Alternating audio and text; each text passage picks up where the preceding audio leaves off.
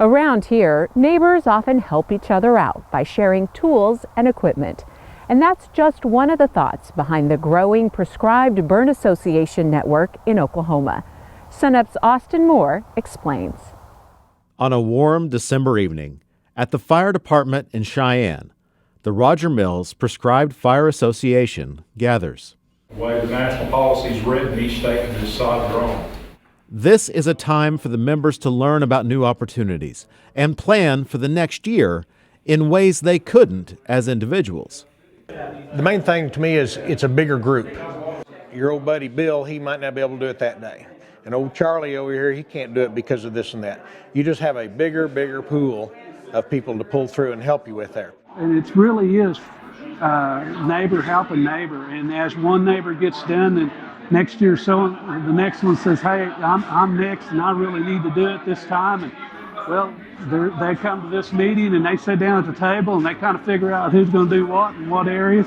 And it works together and it works really good. It's very beneficial to you, especially if you want to participate in a prescribed burn and prescribed fire to improve your land and the habitat and the health of your property. You know, it's a natural occurrence that we need to perpetuate, you know, within the state of Oklahoma and just around everywhere. Of course, these local organizations work alongside a state prescribed fire association. To learn more about that, we turn to Oklahoma State University fire ecologist John Weir. What the Oklahoma Prescribed Burn Association does is helps to provide information on a statewide level so that each one of these burn associations aren't having to search for different things. We're hoping to provide a blanket kind of coverage of information across the state with it, help them provide places where they can find grant money for equipment or for training, things like that. That's going to be available instead of each one of them having to individually search for these kind of things.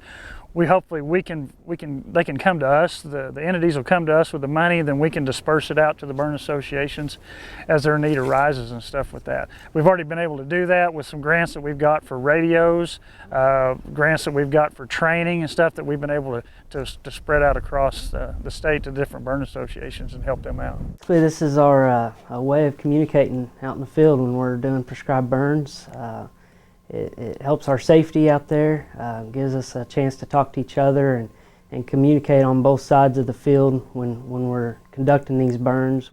These radios, purchased with a grant from the Oklahoma Conservation Commission, use a special FCC-designated frequency just for burn associations. It helps, it gives a chance for these radios to be used by more than one group. Our association can use it there in Okfuskee County, as well as a neighboring association who may not have one, or maybe they're coming to help and they've got a set of these radios. They can use theirs along with ours, and we can tune into the same frequency and communicate with each other. Now, if I'm in a county where I don't have a burn association, I'm interested in doing one, what do I need to get together? What are my steps for really creating this organization? So if you're interested in starting a burn association, a couple of key things you need to do is try to get some other landowners that are interested involved with it. You know, talk to them, try to get a core base started. It doesn't have to be a lot of people, you know, just a handful of folks that are interested. And one of the other key things is involve somebody with some local expertise, but also involve some of the local agency type people. Again, county extension folks, local NRCS, RC&D folks. Those people, a lot of times have some expert information and can also help pass that stuff along and be a good sounding board, also kind of help be a good leader to provide that leadership to the local burn association, to the local people in that way.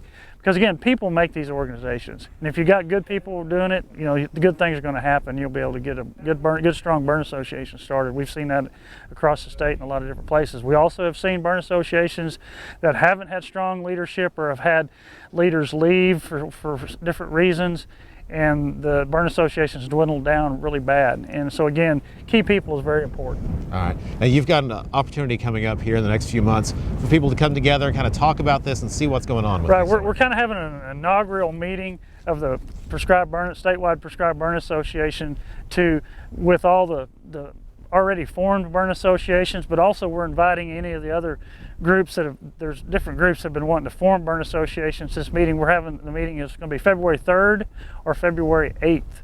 we're having 2 different meetings so we can kind of give people a choice to when they would like to come to this meeting. And what we're going to do is, again, invite just key members from each burn association so that we can tell them what the burn association is going to do for them, what we're going to provide, what kind of assistance and everything. Also, we want to get feedback from them at this meeting and get all that stuff settled in. Then they can go back and inform their local burn association on what OPBA is going to do for them. If you would like more information on those meetings, visit our website, sunup.okstate.edu.